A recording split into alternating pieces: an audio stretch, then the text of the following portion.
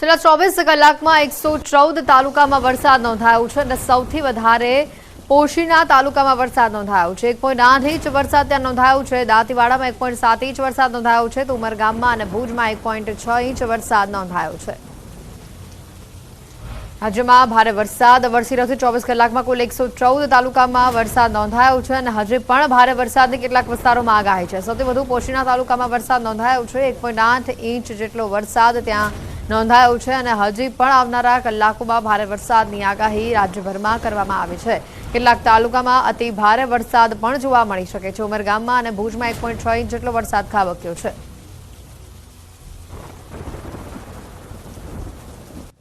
તો સાથે જ આજે ભારેથી અતિ ભારે વરસાદની આગાહી આપવામાં આવી છે। પોરબંદર જૂનાગઢ સહિતમાં અતિ ભારે વરસાદની વકી છે। દ્વારકા ગીર સોમનાથમાં પણ અતિ ભારે વરસાદ આવી શકે છે। આણંદ સુરત સહિતમાં ભારે વરસાદ પડી શકે છે।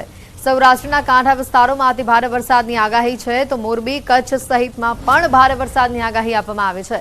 ખાસ કરીને દક્ષિણ ગુજરાતમાં ભારે વરસાદની આગાહી આપવામાં આવી છે। ગુજરાતમાં આ 3 દિવસ ભારે વરસાદની આગાહીને લઈને સમાચાર સામે આવી રહ્યા છે।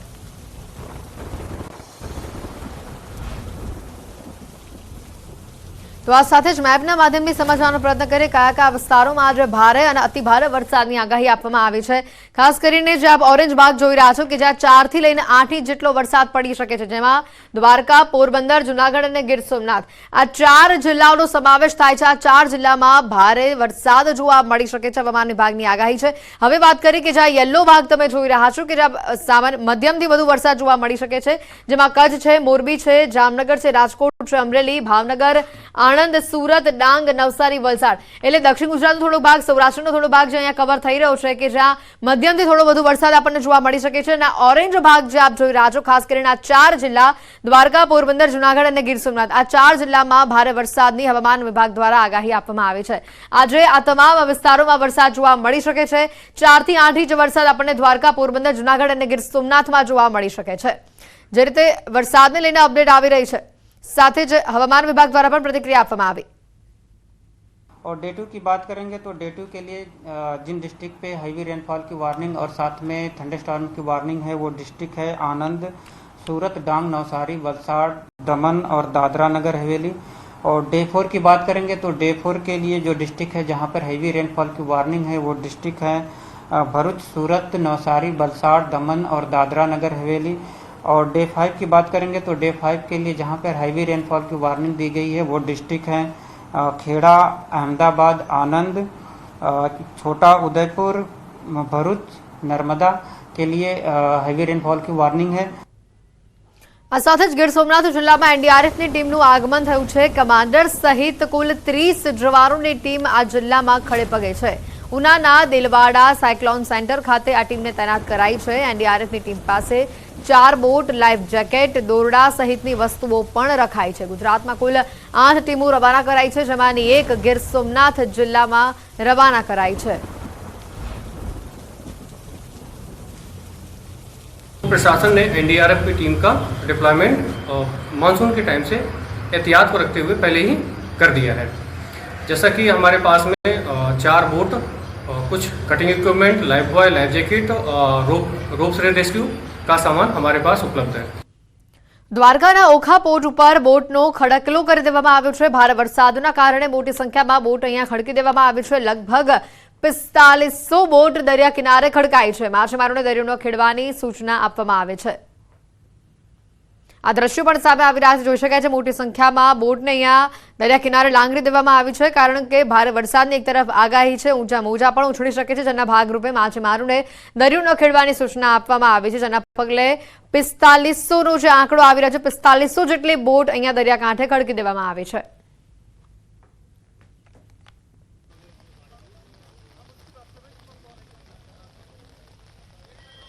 વાત કરીએ હવે દિલ્હીની, તો દિલ્હી એરપોર્ટ ઉપર દુર્ઘટના સર્જાઈ છે। એરપોર્ટની છત તૂટતા એકનું મોત થયું હોવાનું સામે આવ્યું છે। ભારે વરસાદ અને તેજ પવનના કારણે આ દુર્ઘટના સર્જાઈ છે। દિલ્હીના ઇન્દિરા ગાંધી ઇન્ટરનેશનલ એરપોર્ટ પરથી આ મોટા સમાચાર સામે આવી રહ્યા છે। અહીંયા ટર્મિનલ 1ની બહાર લોખંડના પિલર્સના ટેકાવાળી છત અચાનક જ તૂટી પડી. અકસ્માતમાં છતને ટેકો આપવા માટે વપરાતું ભારે લોખંડ ટર્મિનલની બહાર પાર્ક કરેલા અનેક ખાનગી વાહનો અને ટેક્સીઓ પર પડ્યું. અકસ્માતમાં અત્યાર સુધીમાં કુલ 3 લોકો ઘાયલ થયા હોવાની માહિતી છે, તો એક વ્યક્તિનું મોત થયું છે. ત્રણેય ઘાયલોને હાલ સારવાર માટે નજીકની હોસ્પિટલમાં દાખલ કરવામાં આવ્યા છે. તે જ સમયે CISF, દિલ્હી પોલીસ અને ફાયર વિભાગના જવાનો ઘટના સ્થળે રાહત અને બચાવ કાર્યમાં લાગેલા હોવાની પણ માહિતી સામે આવી રહી છે.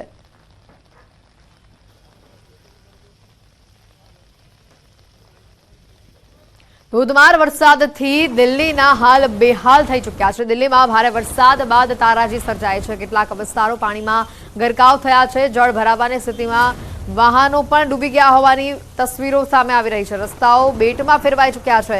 વહેલી સવારથી જ દિલ્હી, નોઈડા, ગાઝિયાબાદ સહિત સમગ્ર NCRમાં ભારે વરસાદ અત્યારે થઈ રહ્યો છે. શુક્રવારે સવારે એટલે કે આજે સવારે જ્યારે દિલ્હીના લોકો જાગ્યા તો તેમણે રસ્તા પર પૂર જેવી સ્થિતિ દેખાઈ રહી છે. દિલ્હી NCRમાં ભારે વરસાદના કારણે રસ્તાઓ પર ઘૂંટણ સુધીના પાણી ભરાઈ ચૂક્યા છે. ટ્રેનો ડૂબી રહી છે. હવે કેટલીક જગ્યાએ ટ્રાફિકની સમસ્યા પણ જોવા મળી રહી છે.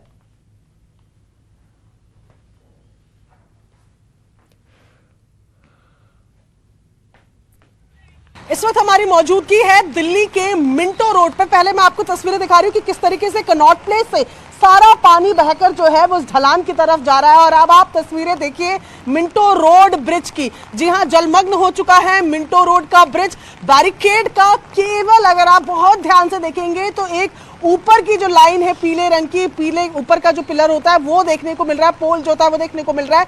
इसके अलावा सब कुछ डूब गया है।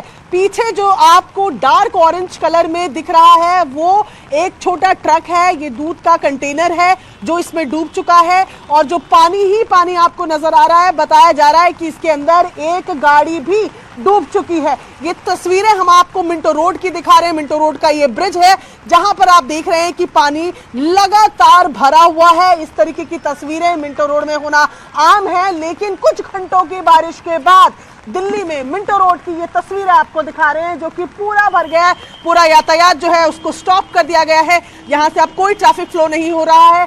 एक साइकिल, एक कार, एक छोटा कंटेनर, एक जो छोटा ट्रक है वो इसके अंदर फिलहाल डूबे हुए नजर आ रहे हैं। कैमरा पर्सन जयपाल रावत के साथ प्रियंका कांडपाल, न्यूज़ 18 इंडिया, दिल्ली। वातावरण જોવા મળશે. બપોર બાદ રાજ્યમાં વરસાદી વાતાવરણ જામી શકે છે.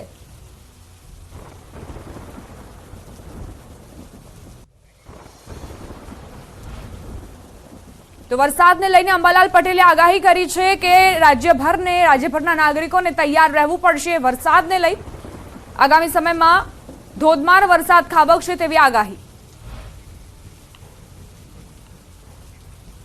સંવાદદાતા ગૌતમ શ્રીમાળી લાઈવ જોડાઈ ગયા છે. તેમની સાથે અંબાલાલ પટેલ પણ હાજર છે.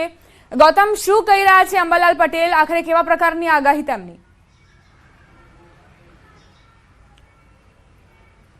દીપા, વરસાદની સૌ કોઈ જે છે તે રાહ જોઈ રહ્યું છે. મહત્વની વાત એ છે કે મધ્ય ગુજરાતની અંદર જોઈએ એટલો વરસાદ નથી થયો. સાથે ઉત્તર ગુજરાતમાં પણ એ જ પ્રકારની સ્થિતિ છે. જો કે સૌરાષ્ટ્રની અંદર થોડો એવો સારો વરસાદ જે છે તે નોંધાઈ રહ્યો છે. આવનારા દિવસોમાં ક્યારે વરસાદ થશે અને આવનારા દિવસોની અંદર કઈ સિસ્ટમ સક્રિય થઈ રહી છે, અંબાલાલ પટેલ સાથે જ વાત કરીએ અને તેમની સાથે જ તેમને જ પૂછીએ કે કઈ સિસ્ટમ હવે પછી સક્રિય થઈ રહી છે. કાકા, કઈ સિસ્ટમ સક્રિય થઈ રહી છે અને કઈ સિસ્ટમ હવે પછી વરસાદ લાવશે? કેટલા સમય અંતર્ગત આ વરસાદ જે છે તે નોંધાશે?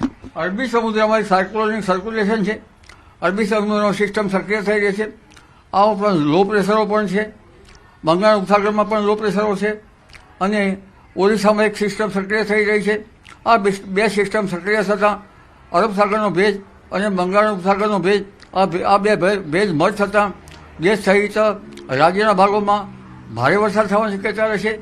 તારીખ 30મી જૂનથી 1 જુલાઈ વચ્ચે લગભગ વડોદરાના ભાગોમાં ભારે વરસાદ થવાની શક્યતા રહેશે. આ ઉપરાંત મધ્ય ગુજરાતના અન્ય ભાગોમાં પણ ભારે વરસાદ થવાની શક્યતા રહેશે. અમદાવાદના ભાગોમાં મધ્યમથી ભારે વરસાદ થવાની શક્યતા રહેશે અને ઉત્તર ગુજરાતના ભાગોમાં પણ કેટલાક ભાગોમાં ભારે વરસાદ થવાની શક્યતા રહેશે.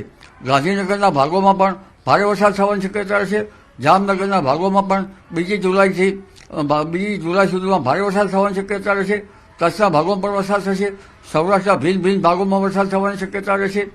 પણ ઉલ્લેખનીય છે કે 5મી જુલાઈથી રાજ્યમાં ફરી વરસાદનું જોર વધશે અને હમણાં સાબરકાંઠાના કેટલાક ભાગમાં ઓછો વરસાદ છે. તો સાબરકાંઠાના ભાગોમાં પણ વરસાદ થવાની શક્યતા રહેશે, પંચમહાલના ભાગોમાં પણ વરસાદ થવાની શક્યતા રહેશે, ઉત્તર ગુજરાતના કેટલાક ભાગોમાં છે ત્યાં પણ વરસાદ થવાની શક્યતા રહેશે, સૌરાષ્ટ્રના ભાગોમાં પણ વરસાદ થવાની શક્યતા છે. પરંતુ 5 થી 12 જુલાઈમાં દેશના ઘણા ભાગોમાં ભારેથી અતિભારે વરસાદ થવાની શક્યતા રહેશે. કેટલાક ભાગમાં પૂર આવે તેવી સ્થિતિ છે. આવા ડાંગ વલસાડમાં ભારે વરસાદ થવાની શક્યતા રહેશે. ક્યારેક પૂર જેવી વિકટ સ્થિતિ પણ આવી શકે અને દક્ષિણ ગુજરાતના ભાગોમાં પણ ભારે વરસાદ થવાની શક્યતા રહેશે. દક્ષિણ સૌરાષ્ટ્રના ભાગોમાં પણ ભારે વરસાદ થવાની શક્યતા રહેશે. પશ્ચિમ સૌરાષ્ટ્રના ભાગોમાં પણ ભારે વરસાદ થશે. સૌરાષ્ટ્રના અન્ય ભાગોમાં પણ વરસાદ થવાની શક્યતા રહેશે.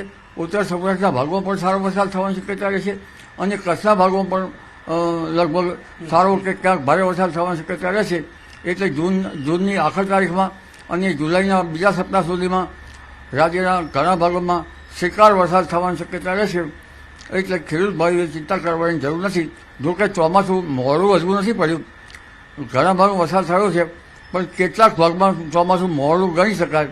એટલે કેટલાક ભાગોમાં આ ચોમાસાનો વરસાદ હવે આવશે અને સૌરાષ્ટ્રના કેટલાક ભાગોમાં પણ વરસાદ હજુ નથી. તજ ભાગોમાં પણ વરસાદની ઝાપટા કે વરસાદ આવવાની શક્યતા રહેશે. એટલે હવે ધીરે ધીરે વાવણી લાયક વરસાદ રાજ્યના ઘણા ભાગોમાં થવાની શક્યતા રહેશે. અલબત્ત કેટલાક ભાગોમાં પાણીની સમસ્યા પણ હલ થશે અને બંધો જળાશયોમાં પણ પાણીની આવક આવવાની શક્યતા રહેશે. જી, એક વાત એ પણ છે કે ભારે વરસાદ થશે, નદી નાળા છલકાશે, આ પ્રકારની વાત કરીએ છીએ. આ સિસ્ટમ ક્યારે સક્રિય થશે અને આ સિસ્ટમ પ્રમાણે કયા કયા વિસ્તારની અંદર આ પ્રકારની પરિસ્થિતિ જોવા મળશે? સિસ્ટમ તો અત્યારે સક્રિય થઈ ગઈ છે. લો પ્રેશર તો અરબ સાગરમાં બનતા રહેશે. બંગાળ ઉપસાગરમાં પણ લો પ્રેશરો બને છે, મધ્ય ભાગમાં પણ લો પ્રેશરો બનશે. ગંગા જમનાના મેદાનો જે છે ત્યાં પણ સ્થિતિ પોષક છે. ઉત્તર ભારતમાં જ્યાં ગરમી હતી અને વાદળો વિખરાઈ જતા હતા ત્યાં ઉત્તર ભારતમાં પણ કેટલાક ભાગમાં વરસાદના કારણે ગરમી ઓછી થઈ છે. મધ્ય એશિયામાંથી આવતા ગરમ જે પવનો છે એની સ્થિતિ પણ હવે નબળી પડી ગઈ છે. લગભગ દક્ષિણ પશ્ચિમ જે સાગર છે તેમાં કંઈક અંશે સાનુકૂળતા જણાશે. એટલે હવે જુલાઈમાં સારો વરસાદ થવાની શક્યતા છે, શિકાર વરસાદ થશે. 5મી જુલાઈ સુધીમાં તો રાજ્યના ઘણા ભાગોમાં સારો વરસાદ થવાની શક્યતા છે. અલબત્ત કેટલાક ભાગોમાં ભારે વરસાદ થવાની શક્યતા રહેશે. પરંતુ 5 થી 12માં દેશ સહિત રાજ્યના ઘણા ભાગોમાં ફ્લડિંગ કન્ડિશન, પૂર આવે તો વરસાદ થવાની શક્યતા રહેશે. જેમાં આહવા ડાંગ વલસાડના ભાગોમાં ભારેથી અતિભારે વરસાદ થવાની શક્યતા રહેશે. દક્ષિણ ગુજરાતના અન્ય ભાગોમાં પણ ભારે વરસાદ થવાની શક્યતા રહેશે. દક્ષિણ મહારાષ્ટ્રના ભાગોમાંથી લઈને છેક ભરૂચ સુધીના ભાગોમાં ભારે વરસાદ થવાની શક્યતા રહેશે. દક્ષિણ સૌરાષ્ટ્રના ભાગોમાં પણ ભારે વરસાદ થવાની શક્યતા રહેશે. પશ્ચિમ સૌરાષ્ટ્રના કેટલાક ભાગોમાં ભારે વરસાદ થવાની શક્યતા રહેશે. સૌરાષ્ટ્રના અન્ય ભાગોમાં પણ વરસાદ થવાની શક્યતા રહેશે. કચ્છના ભાગોમાં પણ વરસાદ થવાની શક્યતા રહેશે. સાબરકાંઠાના ભાગોમાં જ્યાં વરસાદની સ્થિતિ નબળી છે ત્યાં પણ વરસાદ થવાની શક્યતા રહેશે. પંચમહાલના ભાગોમાં પણ વરસાદ થવાની શક્યતા રહેશે. એટલે જુલાઈના બીજા સપ્તાહ સુધીમાં રાજ્યના ઘણા ભાગોમાં શિકાર વરસાદ થવાની શક્યતા રહેશે. જી, ચોક્કસથી તો પાછોતરો વરસાદ કેવો હશે? ઘણા લોકો એવું પૂછી રહ્યા છે કે પાછોતરો વરસાદ જે છે તેની શક્યતા કેવી છે? તમે વાત કરી કે જુલાઈમાં સારો વરસાદ થશે, પણ પાછોતરા વિસ્તારની અંદર શું સ્થિતિ જશે? હવે જુલાઈમાં ધીરે ધીરે લા નીરોની અસર છે. સપ્ટેમ્બરમાં પણ લા નીરોની અસર છે. એટલે પાછોતર વરસાદ જે છે એ સારો થવાની શક્યતા રહેશે. જુલાઈ અને ઓગસ્ટ માસમાં સારો વરસાદ થવાની શક્યતા રહેશે. જુલાઈ અને ઓગસ્ટ માસમાં નર્મદા નદી બે કાંઠે થવાની શક્યતા રહેશે. સાબરમતી નદીમાં પણ પાણીનો આવરો આવવાની શક્યતા રહેશે. તાપી નદીનું જળસ્તર પણ વધવાની શક્યતા છે. કેટલીક નદીઓમાં પૂર આવવાની શક્યતા રહેશે. પરંતુ સપ્ટેમ્બરમાં નિઘલ અવસ્થામાં આવેલા પાકમાં વરસાદ થતાં તે પાક બગડવાની શક્યતા રહેશે. કેટલાક પાક દાણા હશે તો ઉડી જવાની શક્યતા રહેશે. અને આ વરસાદની સાથે સાથે 13મી સપ્ટેમ્બર તો વરસાદ થશે, પણ હવામાન વિષમ થશે અને ગરમી એકાએક વધી જશે. 13મી સપ્ટેમ્બરથી 26 ઓક્ટોબર વચ્ચે ગરમી વધશે. એટલે વિષમ હવામાન, ગરમીના વિષમ હવામાનની વિપરીત અસરના કારણે ખેતરમાં પડેલા પાથરામાં ઝેરી જીવજંતુની શક્યતા રહેશે. અને પાછોતર વરસાદ 10મી ઓક્ટોબરે ચિત્રા નક્ષત્રમાં પણ વરસાદની ગણતરી મુકાય છે. અને નવરાત્રિના ભાગોમાં પણ શરૂઆતમાં વાદળવાયું અને નવરાત્રિના મધ્ય નવરાત્રિ પછી પણ કેટલાક ભાગમાં વરસાદ થવાની શક્યતા રહેશે. 17મી ઓક્ટોબરે દરિયાના ભાગોમાં ભારે હલચલ જોવા મળશે, ભારે પવન ફૂંકાશે. એટલે 5મી ઓક્ટોબરથી 17મી ઓક્ટોબર વચ્ચે અરબ સાગરમાં અને બંગાળ ઉપસાગરમાં પવન ફૂંકાવાની શક્યતા રહેશે.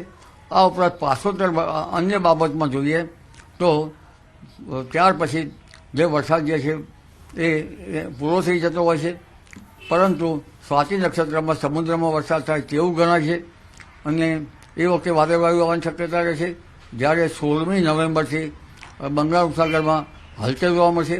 18મી નવેમ્બરથી ડિસેમ્બરની શરૂઆત સુધીમાં બંગાળ ઉપસાગરમાં ભારે વાવાઝોડા થવાની શક્યતા રહેશે, જેના કારણે ગુજરાતમાં પણ માવઠા થવાની શક્યતા ગણી શકાય. જી ચોક્કસથી એ પણ વાત છે કે રોહિણી અત્યારે હાલ ચાલી રહી છે, રોહિણી રૂઠી હોય એવું લાગી રહ્યું છે, કારણ કે જે પ્રકારે વરસાદ જે થવો જોઈએ તે નથી થતો, બ્રેક વાગી જાય છે, એને લઈને શું કહેવું છે? રોહિણી નક્ષત્ર જતું રહ્યું છે. રોહિણી નક્ષત્રમાં તપી છે, કેટલાક ભાગમાં વરસાદ થયો છે. અત્યારે રોહિણી નથી, સૂર્યનું મુક્ષી નક્ષત્ર પણ નથી. અત્યારે આદ્રા નક્ષત્ર ચાલી રહ્યું છે અને આદ્રામાં વરસાદ આવે તો સારું. આદ્રા અને મેપાદ્રા એટલે આદ્રામાં સારો વરસાદ થવાની શક્યતા રહેશે. આદ્રા લગભગ 5-6 જુલાઈએ પૂરા થશે. ત્યાં સુધીમાં શિકાર વરસાદ ઘણા ભાગમાં થવાની શક્યતા રહેશે. 30મી જૂનથી 1 જુલાઈમાં મધ્ય ગુજરાતમાં ભાગોમાં જ્યાં વરસાદથી વંચિત છે તે ભાગોમાં વરસાદ થવાની શક્યતા રહેશે. 5મી જુલાઈ સુધીમાં મધ્ય ગુજરાતના ભાગોમાં કેટલાક ભાગોમાં ભારે વરસાદ થવાની શક્યતા રહેશે. આ ઉપરાંત સાબરકાંઠાના કેટલાક ભાગોમાં વરસાદ નથી અથવા ઓછો વરસાદ છે, ત્યાં પણ વરસાદ થવાની શક્યતા રહેશે. અરવલ્લીના ભાગો પર વરસાદ થવાની શક્યતા રહેશે. ઉત્તર ગુજરાતના મહેસાણા વગેરે ભાગોમાં વરસાદ થવાની શક્યતા રહેશે. કેટલાક ભાગોમાં ભારે વરસાદ શક્યતા રહેશે. પંચમહાલના ભાગોમાં પણ વરસાદ થવાની શક્યતા રહેશે.